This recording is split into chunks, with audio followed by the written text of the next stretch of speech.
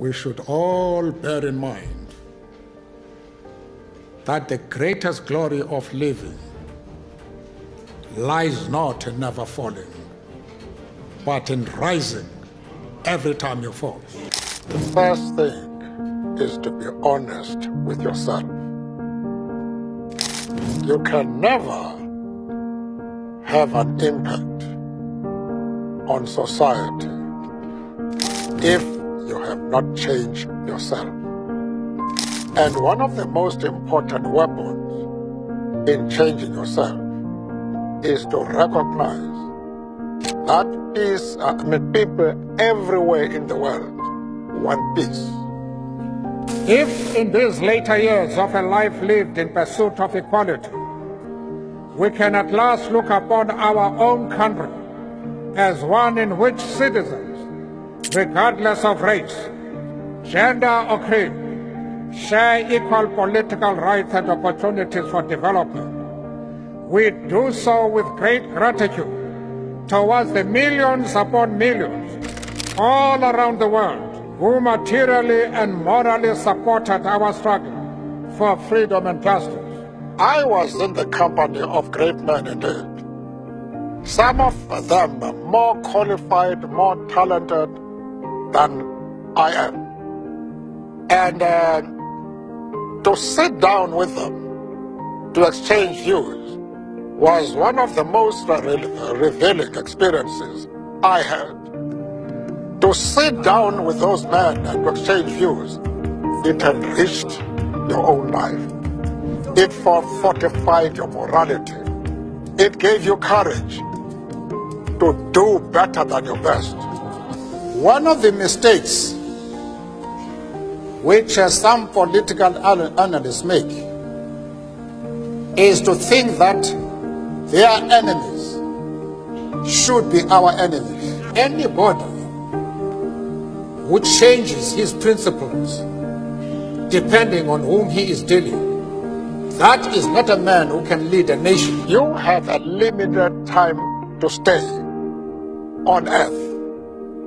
You must try and use that period for the purpose of transforming your country into what you desire it to be. A democratic, non-racial, non-sexist country. Humility is one of the most important qualities which you must have. Because if you are humble, if you make people realize that you are no threat to them, then people will embrace you. They will listen to you.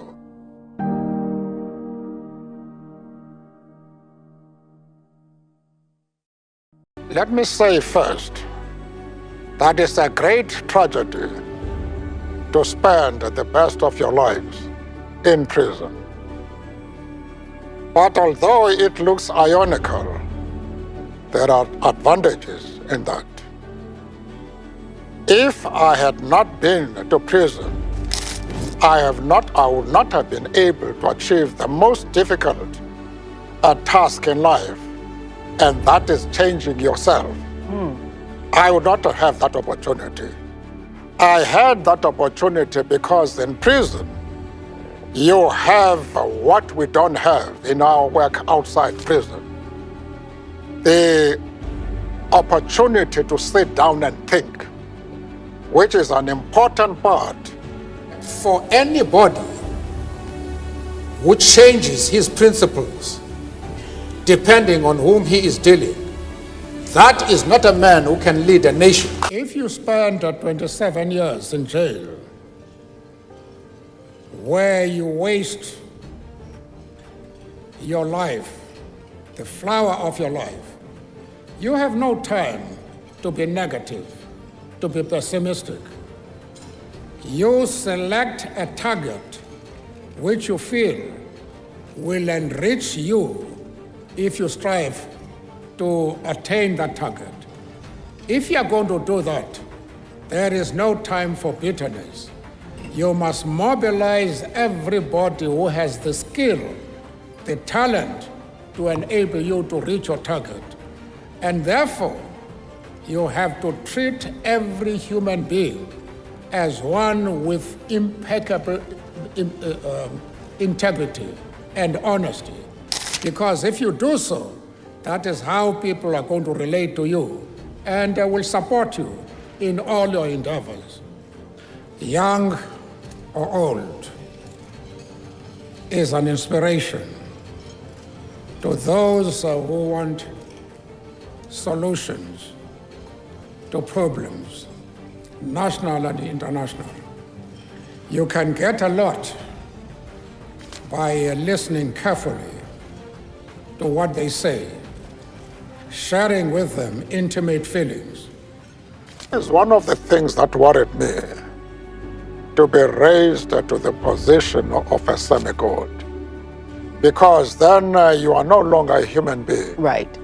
I wanted to be known as Mandela, a man with weaknesses, some of which are fundamental. That worried me a great deal, especially because I knew it was not the contribution of an individual which would bring about liberation and the peaceful transformation of the country. And my first task when I came out was to destroy that myth that I was something other than an ordinary human being.